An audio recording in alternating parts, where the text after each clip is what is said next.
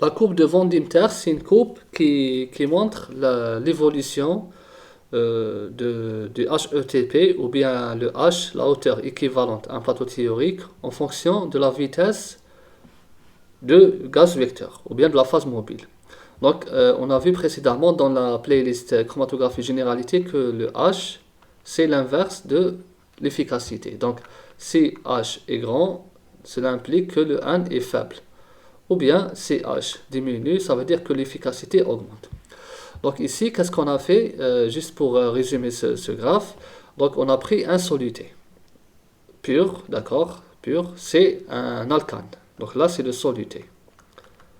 On l'a injecté à 175 degrés Celsius. Là, c'est la température du four dans lequel on met la colonne. Donc ici, la colonne, c'est une colonne capillaire. Et là, c'est la nature de la phase. Là, c'est une phase stationnaire apolaire. Voilà, donc là, c'est les conditions chromatographiques. Le K, c'est le facteur des rétentions, ou bien le facteur de capacité du solité. Donc ici, qu'est-ce qu'on a fait? On prend cet échantillon et on l'injecte, mais à différentes vitesses. Donc à chaque fois, on change le débit du gaz vecteur. Le débit ou bien la vitesse du gaz vecteur. Donc la vitesse du gaz vecteur, donc on a pris 10, comme ça, 10, 20, 30, ainsi de suite.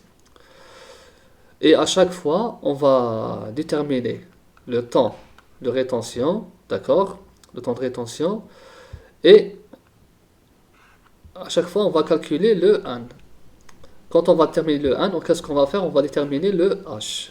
La H qui est l'inverse de N. Donc à chaque vitesse, je vais déterminer la hauteur équivalente à un plateau théorique. Donc, et bien sûr, c'est-à-dire dans cette courbe de Van Dimter, on a pris 3 gaz. Donc on a fait cette expérience. Une fois, on l'a faite pour l'azote, une fois pour l'hélium et une fois pour l'hydrogène. Et c'est pour ça qu'on a obtenu ces 3 courbes. Donc là, je vais faire en noir. Donc déjà c'est en noir. Donc je préfère les mettre en bleu. Donc en bleu, c'est l'azote. Voici l'azote. Donc on a obtenu cette courbe pour l'azote. Voilà. Donc qu'est-ce qu'on va voir? Donc avec l'azote, on a obtenu un minimum. Le voici le minimum. Le voici. À peu près à 10 cm par seconde. Donc là, c'est la vitesse du gaz vecteur. Donc le minimum, il correspond à l'efficacité optimale. Donc ici, optimale. Donc quand je travaille avec l'azote à 10 cm par seconde, c'est-à-dire sa vitesse à 10 cm par seconde, j'aurai la meilleure efficacité possible. Mais le problème, c'est qu'à 10 cm par seconde, l'analyse ici, elle est très lente. C'est très lent. D'accord? L'analyse, elle est très lente. Donc, j'ai un problème de temps. Le problème de temps, c'est-à-dire quand une analyse chimique prend beaucoup de temps, ça veut dire qu'elle va consommer beaucoup d'argent. Elle va consommer beaucoup d'énergie. Et là, c'est pas très très intéressant.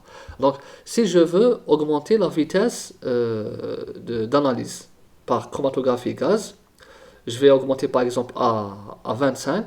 Regardez ici. Qu'est-ce que je vais faire? Je vais perdre. Donc ici, le N va diminuer. Donc ici, le H va augmenter dans ce point. Donc là, je vais perdre l'efficacité. Donc le problème avec l'azote, donc c'est le plus efficace. Mais le problème, l'analyse, c'est la plus lente.